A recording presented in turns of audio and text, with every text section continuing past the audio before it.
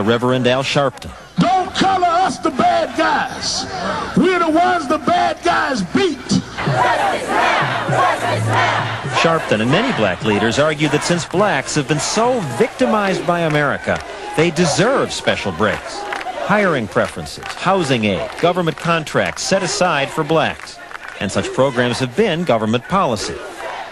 But now a growing number of blacks are questioning the wisdom of these policies. Even the head of the Congressional Black Caucus recently called on blacks to rely less on government. The government can't and won't solve every one of our problems. And the head of the Urban League now argues against race-based preferences. We must not let ourselves fall into the paranoid trap of thinking that racism accounts for all that plagues us. Good afternoon and welcome, my fellow sane Americans and others. Errol Smith is an author and entrepreneur who now hosts a radio talk show in Los Angeles. He believes the affirmative action programs have begun to hurt more than they help. We appreciate the training wheels, but you can take them off now. What's wrong with the training wheels? What's wrong with set-asides, affirmative action? It continues to make us dependent. It doesn't foster self-reliance. As opposed to individuals and communities recognizing what they can do, it leaves us thinking that we're poor and powerless. Programs like welfare encourage the dependent poor to stay dependent, because welfare leads poor people to think of themselves as victims. Many American blacks have become what he calls victocrats. This is a Eurocentric, racist society who blame their personal problems on racism. In the year 2001, racism is not a major problem. In the year 2001, personal responsibility is. No matter what you do, you're not going to be accepted as an equal citizen. But never. Elder says blacks should spend more time taking responsibility for their own lives instead of complaining about racism. This is a message lots of blacks don't like hearing. You're traitorous. Primetime Live did a survey. Black and white person tried to get a job, rent an apartment, hail a cab. The white person got the job, the apartment, the cab. The black person didn't. I don't know any black adult who hasn't had experiences with racism. I've been called a nigger. I've had things happen to me where I think, but for the fact that I'm black, they wouldn't have happened. But to suggest that the obstacles are formidable enough to hold back anybody who's willing to work hard and get an education, it is simply untrue. But there is racism. There are constant slights people report. We report on it often. Actor Danny Glover told us how he couldn't get a cab in New York City. We reported that O.J. Simpson prosecutor Chris Darden bought this car only because all the salesmen at another dealership ignored him. 2020 just interviewed these people saying they are victims of racism. Chris Darden, having lost the O.J. Simpson case, parlays that into a multi-million-dollar book deal and is now on a television series. Some racism. Danny Glover is an A-list actor.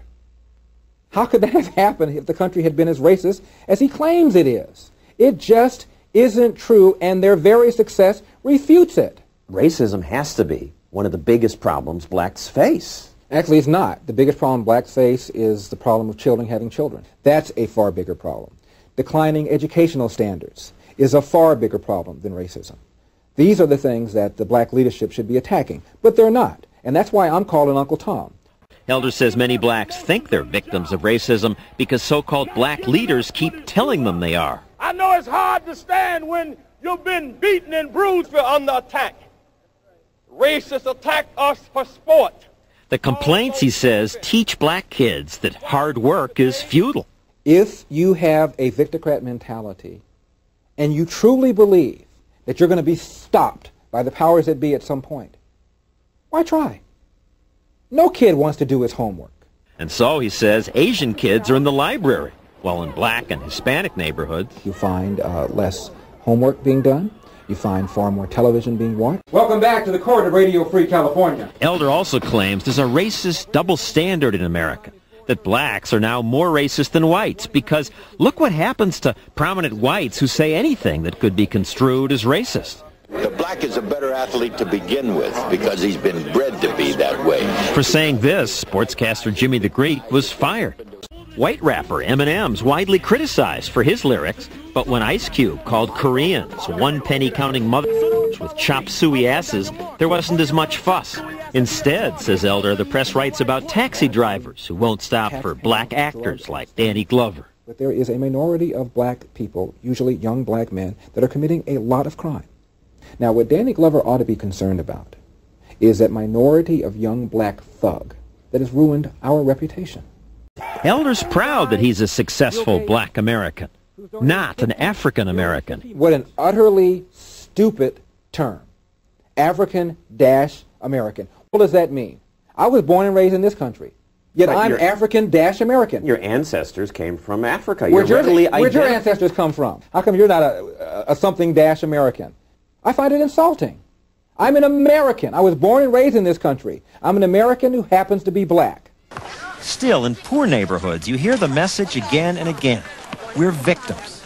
Because of racism, the deck is stacked against us. It's impossible out there. It's not a fair shake for anyone. It's not. And then when you do get a job, I can have more experience than a white person, and they'll still get paid more than me. Why? It's not a racist society. Look at every kid out here. What job gonna get? McDonald's? Would you work for McDonald's for minimum wage? Never.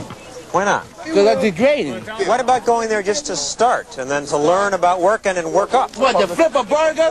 Yeah. No. Anybody can learn to put to do some that. grease in there to fry French fries? To give somebody a milkshake? That ain't no life. What you're hearing is the absence of vision. I have worked as a waiter. I've worked as a janitor. I've had some of the most menial jobs that you can imagine. But they were all means to an end. I learned something. Smith grew up in Harlem, dropped out of high school, and became an entrepreneur after he left the military. His first business, a hot dog stand, failed. But 10 years later, he was a successful publisher and owner of a contract cleaning brokerage. If you're looking for opportunity, you'll find it. It's there. On the other hand, if you're looking for proof that racism exists and that it's oppressing you and that no matter what you do, it's futile, you can find evidence of that also. As opposed to whining about this, what we should be doing is the same thing that immigrants routinely do. They get here, they look around, they see the opportunity, and they go about taking advantage of it. Immigrant groups have been poor and discriminated against. And they overcame it. An employer that was anti any of the groups that came from Europe, those groups had the option of changing their names, and many did, and acting like they were not part of the groups that they were. Because they're white, they could fool people. Absolutely. Why then have Caribbean blacks done so well? Have they? Get up, stand up for your right. If the door of opportunity is closed in America to those who are poor and black, then it is hard to explain what's going on in Caribbean communities, like this one in Brooklyn. Here are people whose skin is just as dark, whose ancestors were also cruelly enslaved. They come to America often with no money, sometimes even unable to speak English.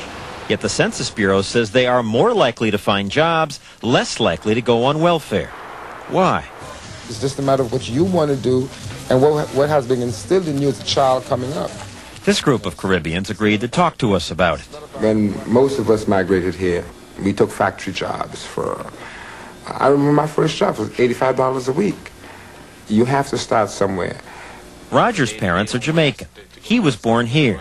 He sees a different attitude among his American friends. A lot of my friends, they're rather, oh man, this job ain't even offering me double figures an hour. I'm not even gonna, rather than take it for now and build off of that until something else comes along. Sometimes we'd rather sit back and, wait it out. Mel is a clothing designer. Once when he applied for a job, the employer looked at him and said, "You're not what I want." That was racism for me. So when that happens, why not say, why try? No, I move on. And I get a job at another company. Is there welfare where you came from? No.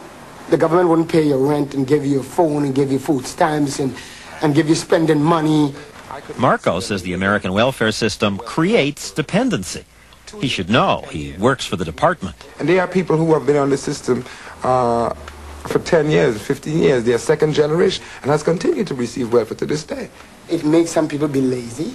They stay, they depend on that, and they live their lives right there. There's no elevation. They're stagnant. There's no growth. Are there opportunities here? Yes, there are.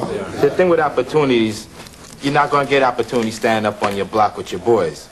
All right? The only opportunities you're getting is the opportunity to get in trouble.